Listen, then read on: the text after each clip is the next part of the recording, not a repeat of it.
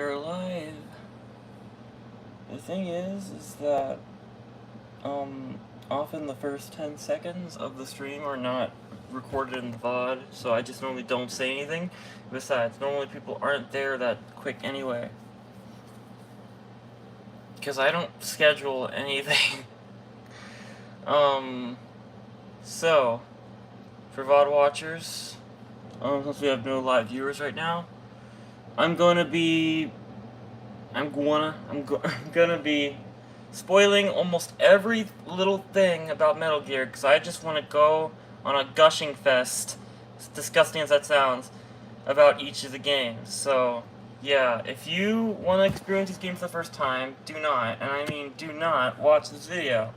Unless you've played these games before, then that's fine.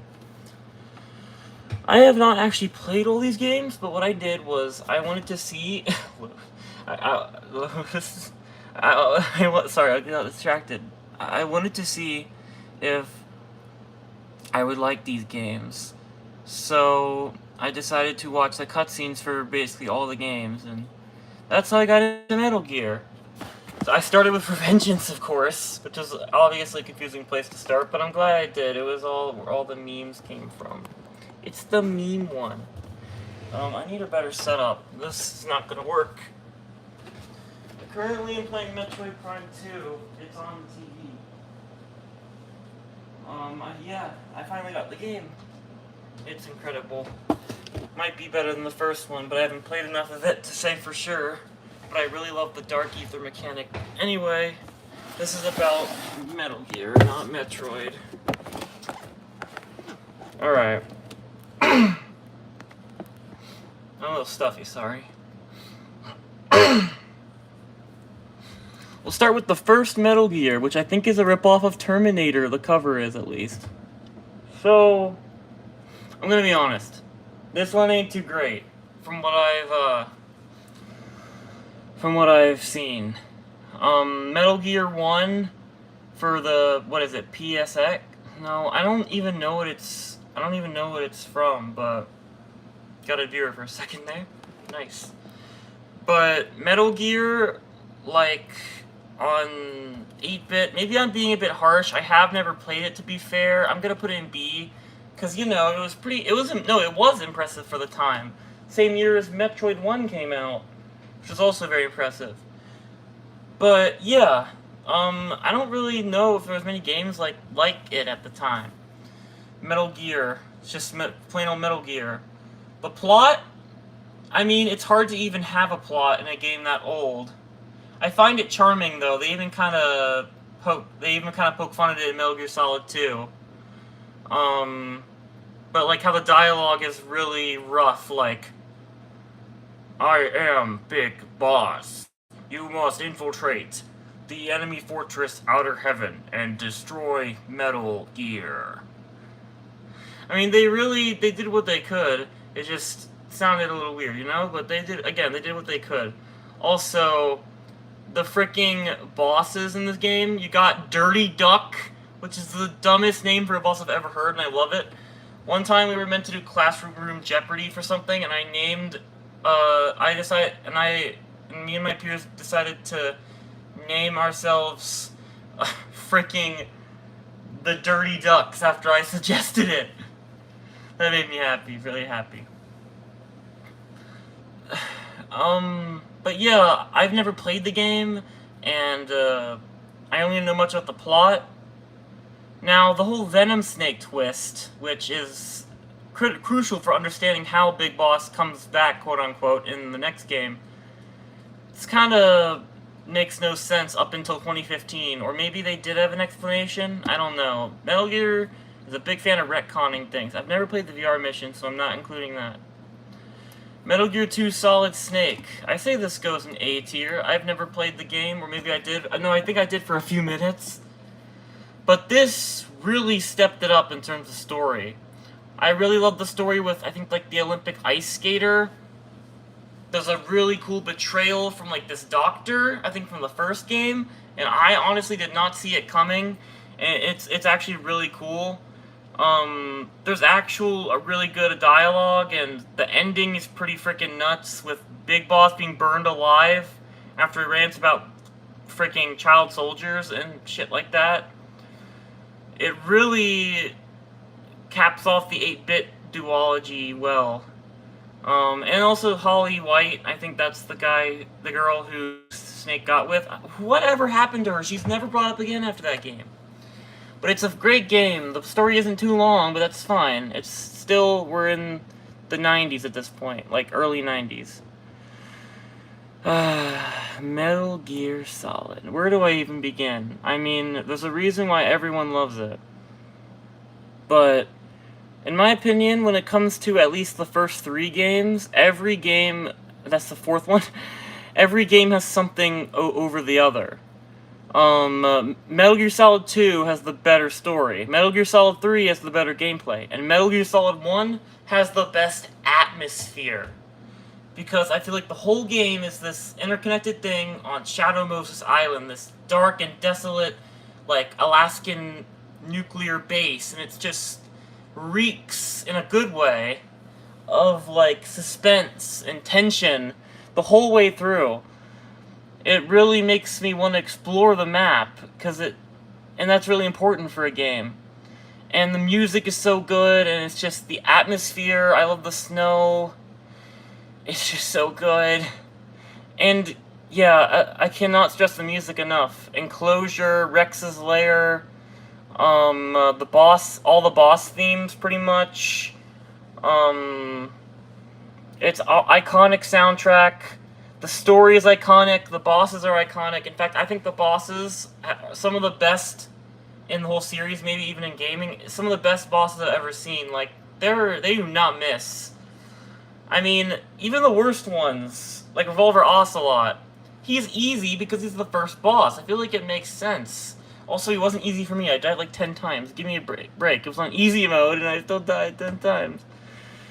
But I just beat Metal Gear Solid, and I got the quote-unquote, spoiler warning, this is your last chance, the quote-unquote bad ending. Which is, really just you escaping with Otacon and you sharing a real bromance moment, and yeah. Honestly, like, it ain't too bad, because Otacon also lost someone dear to him, while you also lost someone dear to you. But both of you knew them for very little time. So it's like real touching moment. But I do obviously prefer the normal ending, because Otacon does survive, and so does Meryl. But let me go through each of the parts of Metal Gear Solid. So, the opening is really cool, and I love it because you can just keep hiding in the water. That's what I do in the opening areas. Oh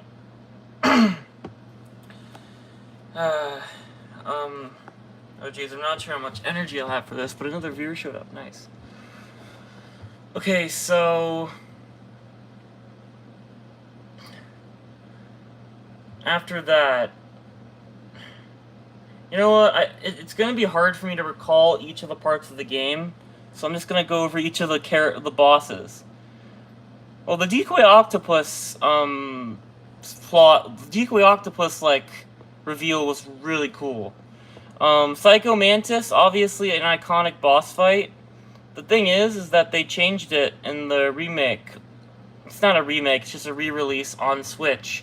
You have to go into the menu and play as player 2. I actually tried to plug my controller into the second controller port, but there isn't really one on the Switch dock. So that didn't work, obviously. Psycho Mantis is a really fun fight. Raven in the tank was really tough, but it was really good. And same with the fight where you're in the storage room and he's gunning you down. I think that might be the best fight in the whole game. Don't get me wrong, Metal Gear Rex is really great.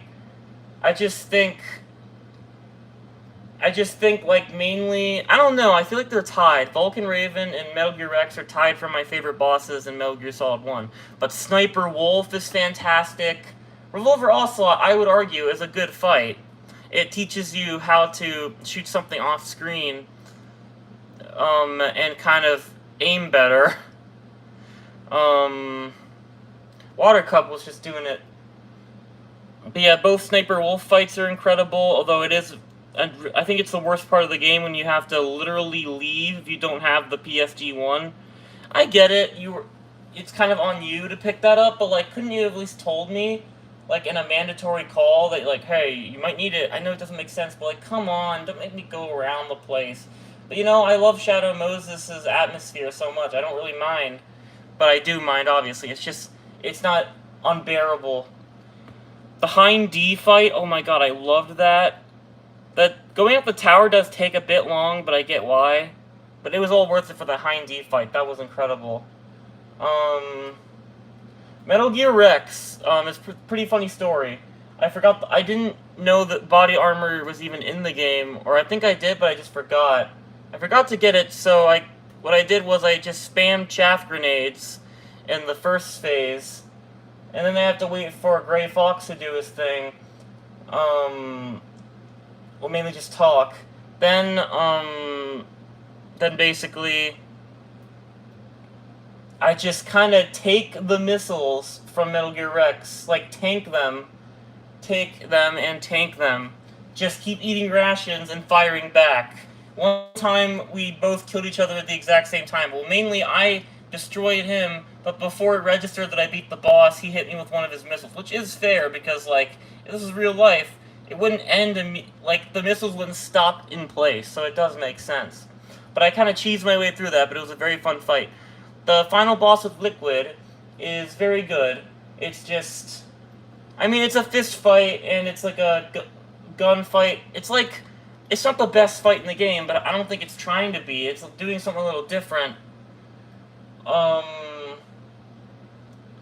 Yeah, like, Liquid is kind of testing your hand-to-hand combat, and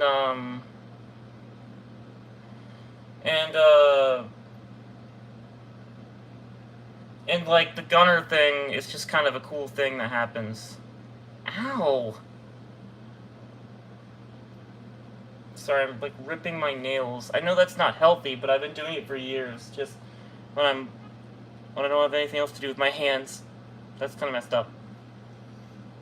But, I mean, so much emotional dialogue. This begins the trend of, like, I mean, it doesn't really begin the trend, it was already starting, of Metal Gear characters having the most effed up backstories. Metal Gear Solid 4 really takes the cake. But I feel like the gameplay was fun the whole way through. I was playing in easy mode, so it wasn't that hard, and so I didn't get stuck all that much. Metal Gear Solid 2, on the other hand, yes. I'm gonna say it. I think it's better than the first one. Now, I think, honestly, you could say either one is better, and I would be completely fine with it. They both have their ups and downs. And Metal Gear Solid 2, someone brought up, I was watching a video essay, someone brought up that it's kind of like, what is it, whatever Snake was based off of, the 2 was kind of like a parody of the first one. Metal Gear Solid 2 is like a parody of the first one, plus an existential crisis plot, and a prologue with Solid Snake, and, like, just, it has the greatest story, but when I first saw it, I'm like, what the actual shit, when I finished the game. However, as I've seen video essays explaining it, and I've reviewed the game, and actually, my biggest question with the game was answered. Basically, I was wondering, like, where the frick is Rose? Like, what the frick is going on with Rose? And that was what was really bothering me. But when I was playing Metal Gear Solid 2, they explained that, we have Rosemary. I'm like, oh, why wasn't that in the cutscene compilation I was watching? So yeah, they really needed, so it makes, like, I feel like the game makes more sense when you're playing it, is what I'm trying to say.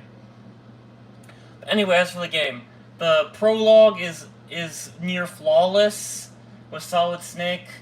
We get to Raiden, it's a lot of codec calls, but I mean, it's Metal Gear, get used to it. I don't personally have a problem with it. Now, what I do have a problem with is the stupid, like, Liquid Ocelot shit. Thank God in Metal Gear Solid 4, even if it is a dumb explanation, they said he was using hypnotic suggestion. That's better than having the arm of Liquid take him over, because that suggests that Liquid Liquid's consciousness was stored either throughout his body or within his arm. Personally, I think, like, I think it's really cool what we ended up with in Metal Gear Solid 4, and I think it's cool that we got to see Liquid see Solidus in a way, but I'm happy that it wasn't actually Liquid, even though it was revealed at the end, so you're kind of meant to believe it's Liquid. It's weird. Liquid doesn't even sound British in Metal Gear Solid 4, which makes me think it's mainly just Ocelot, and he's just trying to frick over the Patriots by pretending to be Liquid, which is like the most over-the-top, insane and plan I've ever seen from like any villain. But it didn't work. But at the end, he was saying to Solid, saying like, "It's all according to my plan." Anyway, that's Metal Gear Solid 4. Metal Gear Solid 2. I really struggled with this game. This was the first one I played in the Solid series. I remember I was stuck in, I think it was Strut F for so long. It sucked. I just remember, like, is this it? Do I really have to get good? But I got good, and it was worth it. I'm not sure if it was a good idea playing on normal, but it did really harden me. Yeah, I love Strut E because it actually gives you a use for using a cardboard box. I don't think I ever used the cardboard box in the first game except for funsies. But it actually had a use for the cardboard box in 2, so that's always good. Strut D, I like it. It's just a scary design. Anyway, as for the villains, Vamp is bisexual. Bisexual representation in a video game in 2001, and the fact that the fact that it's not even a big deal. The absolute, like, how it's so casual. That is something that I really respect, that as me bisexual myself. I really respect that. I know Vamp's a villain, but it's not like his bisexuality makes him considered a villain. Raiden does say, like, saying that's awful that he did both the father and his daughter, but then Saul says, like, would it be better if it was her mother? So kind of confronting Raiden about that. I don't think Raiden is homophobic or anything. No, because he's just going along with it. He just was weirded out that he did both the father and the daughter, which is weird if you think about it. But Vamp, first of all, his backstory, what the actual shit? Like, so messed up. Not that it's badly written, it's just so messed up. So, like, yeah, I thought it weird that they had a vampire in the game at first, but, you know, over time I've come to realize Metal Gear is Metal Gear, they'll do whatever. They had psychic powers in the first game. What's a vampire? What's a vampire? Like, how does that make much of a difference? The Vamp boss fight, the first one, because the second one isn't a boss fight, he's just holding Emma, and you have to not shoot Emma. And your sniper rifle rocks a little, which I thought was weird, but I asked Moomy when he came over, and apparently that's normal. I think that actually happens, which, props for realism, I guess. But anyway, nanomachines. Also, in the very beginning of the game, we kind of got hints of the SOP, if you know what I'm talking about. The Patriots were a really cool addition, but very confusing. The game just goes on really long-winded rants. I remember the President going on for like 30 minutes, but I'm pretty sure it wasn't that long. Because, like, when I remember, the boss in Metal Gear Solid 3 had a really long rant, it was like 10 minutes. Still, that's long! Basically, where was I? Okay, so Vamp. The boss fight's cool. I like how you kind of have to fire sporadically, and I really have loved using the grenade launcher on him. And I love how there's kind of a giant gaping hole in the arena, which reminds me of Revolver Ocelot. And you also kind of have to fire sporadically in that, but more so with Vamp. And no, it's not plagiarizing the first game, because there's a whole lot of difference in it. The atmosphere is completely different, especially with the Big Shell. Like, the Big Shell has a completely different atmosphere to it. It's more like, it's harder to explain. It's harbory. It could collapse at any time, which it does. Um, uh, it's almost a little goofy at first, or it's actually really pretty. But then as the sun starts to set, and Otacon is talking about his horrible past, and the sun starts to set, it starts to become really sad, like the whole Big Shell. It's really well done how they overlap Otacon's backstory with the really sad music and the Big Shell at sunset, because it really makes you feel like this is kind of a horrible place if you think about it. Shadow Moses, like, they didn't need to do that, because, like, but they also, I don't think they had the cinematic, like, thing to do that with, but I don't think really, we never really see Shadow Moses' exterior, because like the base, because it doesn't really have one. A lot of it's like under glaciers and stuff. They don't need to do that. Anyway, sorry for going on so long. Fortune, I really love Fortune. She's a fantastic villain. I love the idea how like she can never get hit by any bullets. It's a little corny. She got the theme song and kind of she's in a relationship with Vamp, but I find it interesting. Um, However, she is very fricked up how she's kind of a nihilist and just wants to nuke the public just because she wants revenge. However, I do love how she ends up sacrificing herself in the end, but what I don't understand is how she gets shot in the heart and just kind of walks it off and actually like blocks a bunch of Metal Gear Ray missiles, and they're like, oh my god, she is Lady Luck. And it's like, what? I thought they were explaining that she isn't, which I really, but I, like, on one hand, I love that, because it's like, kind of sticking it to the Patriots, because, I mean, nobody likes the Patriots. I mean, who would? Second of all, Ocelot says, like, oh, I forgot, your heart was on the right. Like, what? Care to elaborate?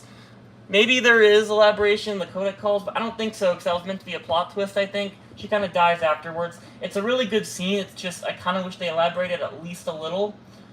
That freaking, like, 30-minute long cutscene in between the Metal Gear Ray fight and the final boss fight, so good.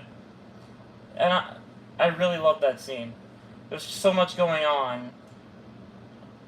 The only thing I don't like about it is that Ocelot betraying everyone and acting like, you're all idiots. That's the thing with the game, it's like, you're all idiots.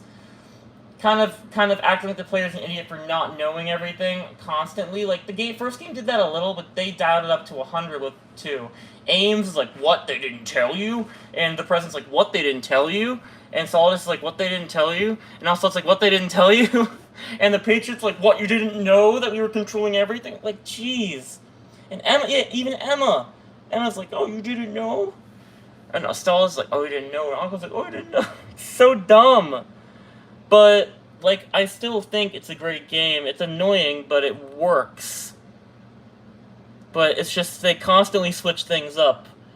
It's not the best writing, but listen. Metal Gear Solid 2 is my favorite plot in the whole series. Metal Gear Solid 1's plot was amazing. I loved its message about, like, your how you aren't defined by your genes, which is really prominent today. Even, like, for me. But Metal Gear Solid 2, I just feel it goes that much farther with its message about passing on one's own ideas of society, and just that you pass on more than your genes, and how Solid Snake explaining that he's infertile to Raiden at the end. And it's just, the whole ending sequence is so good with Arsenal Gear, and it's so eerie and creepy. I was gonna say the Fortune boss fight kind of sucks. You just kind of dodge it, but I mean, I don't think it's bad. It's just not a good boss fight. It's a good part of the game, it's just not a good boss fight. Fat Man, on the other hand, is a great boss. It reminds me a lot of Raven, but it's more about you gotta stop the bombs. It's really, it's good design because you've been spending a lot of time decoding these bombs, and I really like the character, what's his name? It's a really interesting arc. And Fat Man, and it's kind of like you have to put your bomb putting out skills to the test because you have to do it in a short amount of time while also fighting. It's really good. Harrier is basically just like Hind D, but it's kind of more aggressive in close range in my opinion. And it's a smaller space to work with, but it's still really great.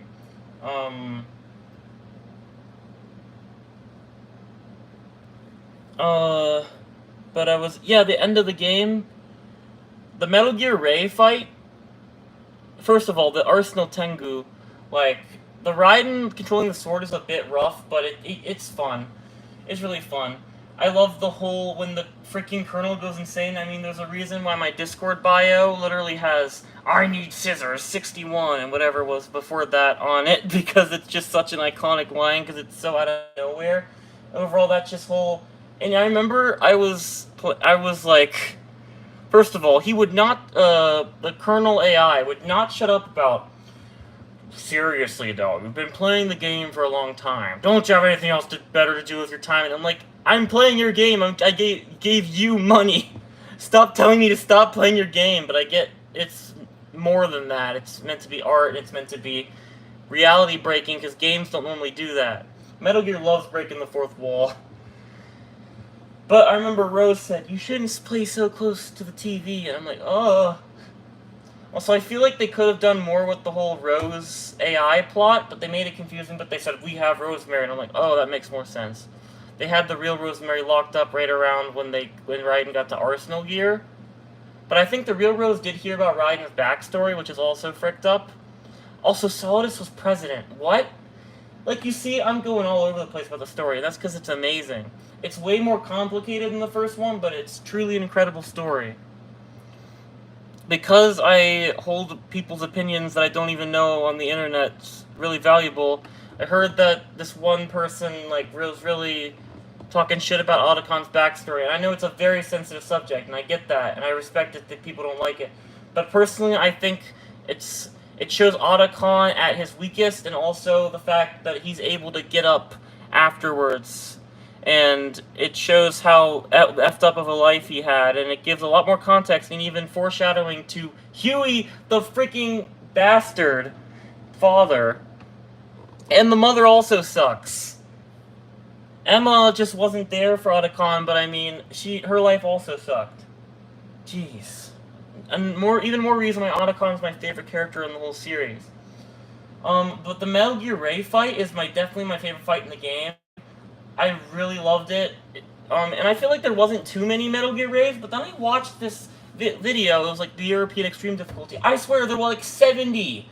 And I'm not joking, I'm not exaggerating the slightest, there were like 70. I'm like, when will it end? Wouldn't this get boring? But I was playing on normal mode, and there were a lot less, and I probably wouldn't like it as much if there were that many, but I don't know, maybe the intensity of the gameplay carries over for each one like it did for me. And it didn't loosen its touch, and I feel like it is a well-designed boss, just maybe the European Extreme version goes on a little too long, but my brain tells me to think you gotta like everything, because otherwise you're missing out, which is kind of a toxic way of thinking, not gonna lie. But also it kind of made me, sometimes my brain kind of makes me dislike things that I like for no apparent reason.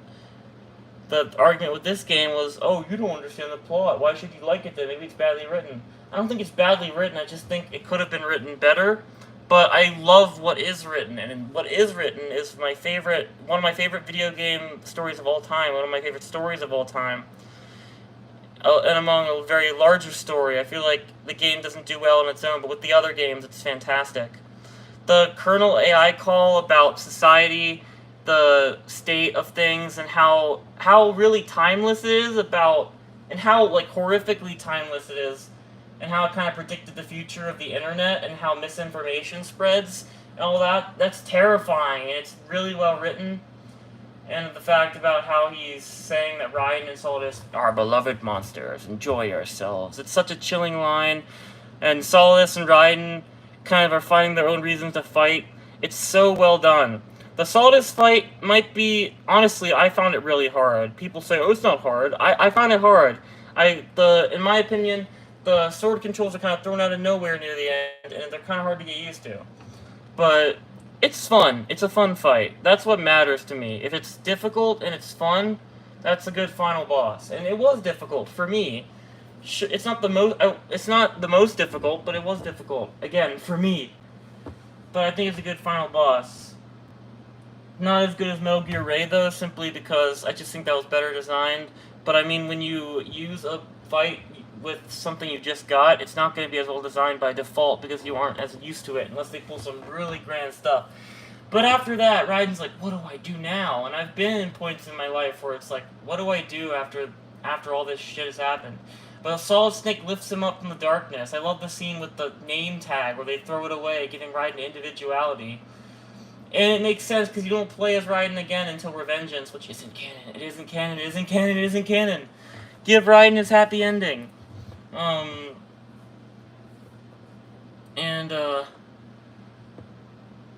Freaking, I love Solid Snake's speech. It's one of the best speeches ever, period. I want to quote him for my senior quotes. I might actually do that. His post-credits quote, like, about stuff. I might actually quote that, because it's just so powerful. Oh, I look forward to that. But, yeah, Solid Snake is the GOAT, and it really shows through this game, especially since you're not playing as him, at least not for most of the game. I know that the Kojima really wanted to show that. Metal Gear Solid 3. Now, don't get me wrong, I love all these games, and I feel like they all have stuff going for it. Metal Gear Solid 1 is the best atmosphere, which is very important. Metal Gear Solid 2 is the best overall story due to how profound it is, especially in today's day. Metal Gear Solid 3 I find to be the most fun because you're exploring the jungle, you're surviving, you have to do surgical operations on yourself. I love nature, I love the jungle. The boss fights, yet again, are incredible. The end is possibly one of the greatest boss fights of all time. The boss fight took me hours, I'm pretty sure. And it's like a realistic sniper battle, and like it's a really big playing ground too, to like chase them down, and it's like really intense. It's so good. The Fear is a shorter fight. It was pretty easy, but it's really intense. The Pain might be kind of badly designed because of the things of the time, but it was really fun. Revolver Ocelot was also very fun. I found it fun that like shooting him from afar and getting the beehive to attack him. I haven't actually gotten to the Shagohod or the boss yet, so I haven't finished the game. I'm right at the part where you have to plant the C3. I haven't gotten past that. The Sorrow is a really interesting character. And I almost feel like they wish they went into it more, but I feel like they went into it enough. The Fury is a very fun fight. I've heard it be compared to Vulcan Raven, but it's a little more like I feel like compared to Vulcan Raven, if he finds you, you're fucked. Sorry for the language, but like seriously, you're fricked if he catches you. So yeah, I haven't fought in Shagohod or Vulcan or the boss yet, but the boss fight looks really good. The boss fight with the boss. Groznygrad is a really cool fortress, and it's really fun to explore. I just had so much fun experiences with that game, sneaking around, especially when I could perfectly disguise myself as a scientist, perfectly in quotation marks. And just, I feel like it's by far the most fun one. It makes me happy that they're remaking it, although I feel like Metal Gear Solid 1 deserves the remake treatment better, definitely, because of how old it is. Though Metal Gear Solid 3 is also great, and there's a reason why it's most people's favorite. It's because it made the plot a little simpler, which I feel like it needed to. It needed to explain Metal Gear Solid 2, because even when I saw it for the first time, I was like, what? When the credits were rolling? Even though I feel like it makes more sense to play the game. But the philosophers, that whole thing explains a whole lot. The Cold War setting, as a history buff, I think that's so cool. Now, the only problem I have with the game, really, is a really weird thing, but as a geography buff, I take this very seriously. So, the game takes place in Selino-Yarsk, which is somewhere in the Soviet Union.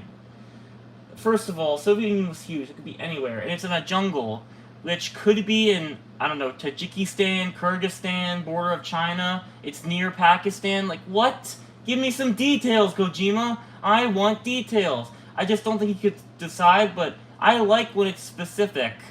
I know he doesn't always want to do it because he doesn't want to get in drama, but, like, I don't think that would get you into drama in this scenario. I get, like, freaking Iraq or Iran in 2 would definitely cause drama, especially in 2001. But like, come on, tell me where the game takes place. I believe it's in the mountain ranges, or at least jungles or mountain ranges near Kyrgyzstan, China, and Tajikistan, like that general area.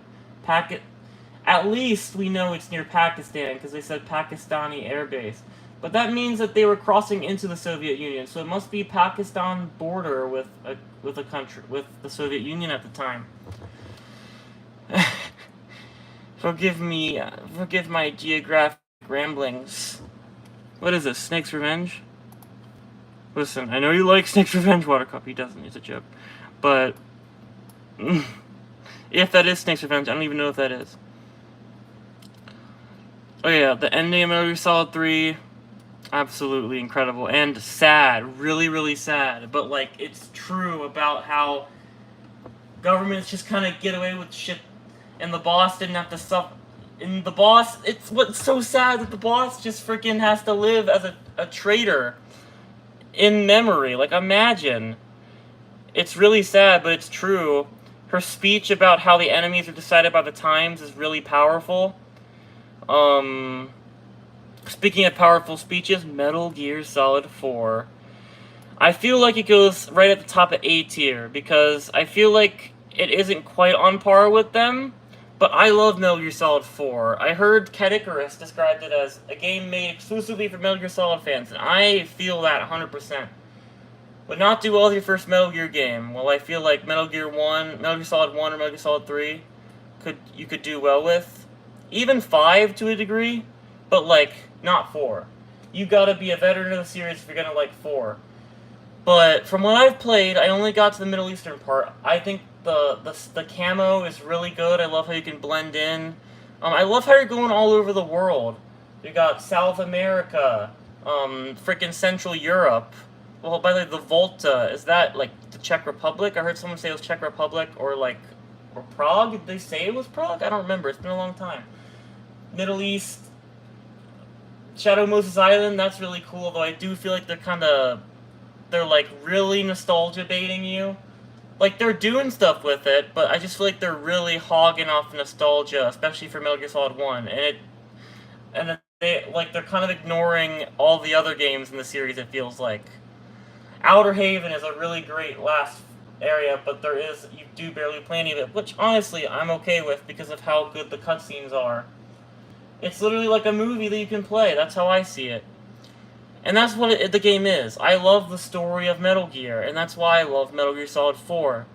The B&B unit, I was a bit mixed for at first, but because, you know, they kind of seem overly sexualized for no apparent reason. But the fact that their backstories are so messed up, as I said, they have such messed up backstories. Like, what the frick? I feel like that's well written, although a bit excessive, if you ask me. Liquid Ocelot coming back is honestly pretty funny. Vamp coming back, Raiden coming back as a cyborg ninja. I wish we saw a game where we saw him free Olga's child. Speaking of, Olga's a very good character from Metal Gear Solid 2. But yeah, Raiden's comeback is awesome, even if he is kind of a badass now. And Eva's comeback, and it's just it's not just fan service, okay? It's well written. I feel like it really does well carrying on the story of the other games. It answers a lot of the questions that people had, especially the Liquid Ocelot thing. And like, whatever problems I had with the game was all fixed at the end by Big Boss's legendary speech. Okay, not all the problems, because the fact that Johnny got married to Meryl is one of the dumbest plot twists I've ever seen in a game. Like, seriously, why? But at that point, like, I don't really care. Meryl and Solid Snake just won't work. But why him? Of all people, Johnny was a joke character at first. But oh, I didn't have the nanomachines that controlled my weapons, so I'm actually good, and I'm actually a really important character now, because I was a joke character. Seems really Kojima to me. In a good way. I like Kojima. Like... But yeah, Big Boss's speech I freaking love, even if it is really long. It's part of the longest video game cutscene of all time. I love how he saves his son from committing suicide, and the fact that the Japanese actors were actually father and son that are reunited after such a long time. That's actually really heartwarming. Just the whole scene is so perfect, in my opinion. Especially Big Boss, like when he's dying and the whole reveal about that you actually aren't gonna kill everyone, but you're gonna die, but you need to live your life as a normal human. And I've heard how the game is like actually about the misinterpretation of someone's will, I think. Of the boss's will in particular, how Zero and Big Boss misinterpreted her will. I wish we saw Zero more, but I mean, he is like a freak in a he's wheelchair bound, so I mean, yeah. But yeah, really I feel like almost every loose end is tied. But I get why they made more, and I'm happy they made more. But yeah, that whole ending is like one of my favorite endings in video game history. So I completely agree with Kadikaris. Ground Zeroes. I mean, it's just a demo for Phantom Pain, you know. But it's a fantastic demo, and I had a fantastic time playing it. It reminds me a lot of Groznygrad, that whole base. That's really all I have to say. I feel like it was a little confusing. With Paz and Chico. Is it Chico? But it wasn't anything too bad in my opinion. Metal Gear Solid Peace Walker. So I don't know. Again, my brain started to convince me not to like it because I was starting to I don't know, when they were talking about Peace Walker, I was starting to like the Peace Walker Metal Gear. I was starting to actually like, huh? But I feel like the game is very good, although it's really kind of pandering to Metal Gear Solid 3 fans, but in a way that makes sense and improves the story, in my opinion. Like the boss. Who am I kidding? This is a video about a tier list I'm making. Of course it's my opinion. The boss's AI, that's a really cool twist. Dr. Strangelove is a really well-written character. Though I hate how she says to Huey, stand up on your own 2 feet. Like, what the fuck? Sorry, but like, what the actual frick? Sure, he's a horrible person, but he isn't really yet. There's so much, like, side dialogue in the game that I love. Like, Kaz's date with Naked Snake, who's Big Boss at this point. And frickin', like, yeah, frickin' Huey was joking about Santa Claus, and he's like, I'm not joking about Santa Claus. I love stuff like that. Now, I haven't actually played much of Peace Walker, that's the thing. But I'm sure I'll love it. I do love the story. I don't know, I had a bad taste in my mouth, especially, like, I was starting to feel like everyone was betraying you, and then Paz betrayed you, and I'm like, come on, this is bullshit. I was really pissed when Paz betrayed them, especially how they kept sexualizing her, and they said she was 16, but no, she's older, like, come on. Like, it's creepy, okay? She looks like a little girl. Metal Gear Zeke, though, is really cool looking. The song is really good, but at that point, I was just so fed up with it. Just, there were too many twists, and I get Metal Gear Solid 2 did the same thing, so I shouldn't complain. So, my opinion's lightened of it, I just haven't revisited it as much as I have Metal Gear Solid 2.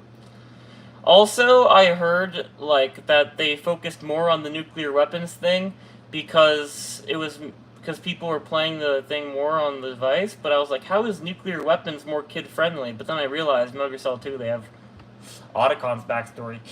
And, yeah. Hot Coldman is a really good villain, but with the dumbest name of all time for any villain ever. I'm sorry, but it is, but I also love it, how dumb it is.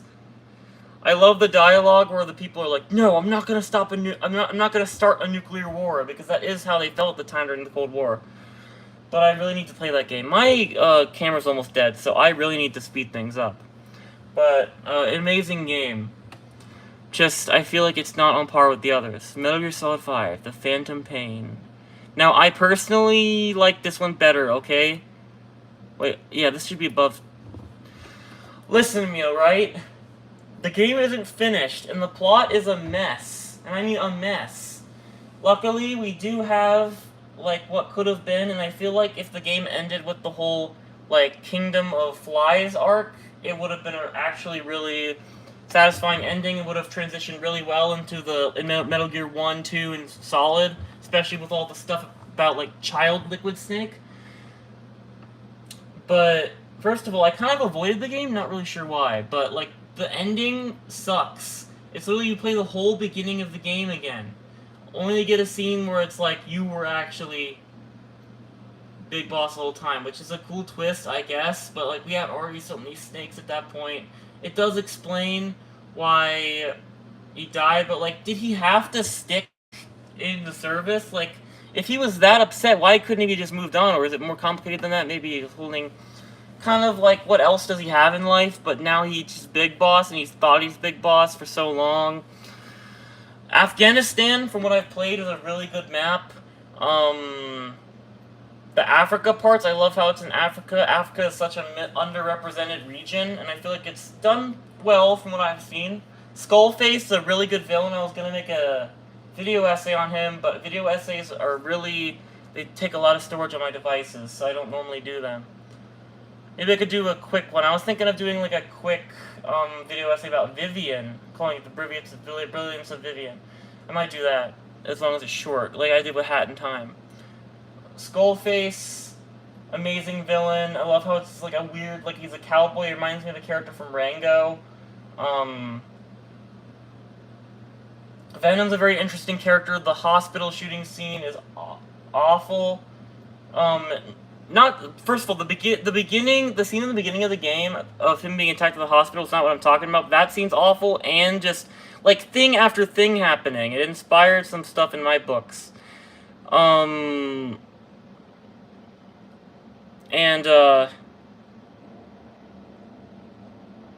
Quiet is a well-developed character, but like she breathes through her skin. Come on, it doesn't really bother me that much, but like it's kind of funny, honestly. Like, come on, Kojima. Yo, we all know what you're doing, man. The doggo, I love the doggo. The diamond dog. Huey is an absolute asshole, and he totally deserves what he got, but wait, no, because the thing is, he gave birth to he and his wife created Otacon, who's great, and Emma, who's also pretty great, but they both sucked as parents. If you know their backstory, you'll know why. They're both horrible people, from what I remember, they're both horrible people. Huey definitely is. The mother, yeah, no, she's a horrible person for what she did to Otacon at such a young age. So yeah, Huey is an absolute bastard. All my homies hate Huey. I've never played Metal Gear Survive, so I probably shouldn't rank it, but I heard it's not as bad. So I saw a video say it's not as bad as people say. Twin Snakes. I feel like it just ruined everything. It made it so much goofier, but like not in a funny way. Sure, it made the game easier too. I just think it missed the whole point. It ruined the atmosphere. That's the thing. That's the thing I loved. The voice acting actually sounded way better, and it sounded like it had effects to it, which made it feel more real. In the codec, it sounded kind of compressed, and in the bass, it sounded like echoey. And I loved that so much. But they got rid of all that. A lot of the atmosphere was lost in Twin Snakes, and that's why I don't like it. It's not a horrible game, but it just completely missed the point, in my opinion. Anyway, thank you for watching. I gotta go, because my device is gonna die. Like and subscribe. Goodbye.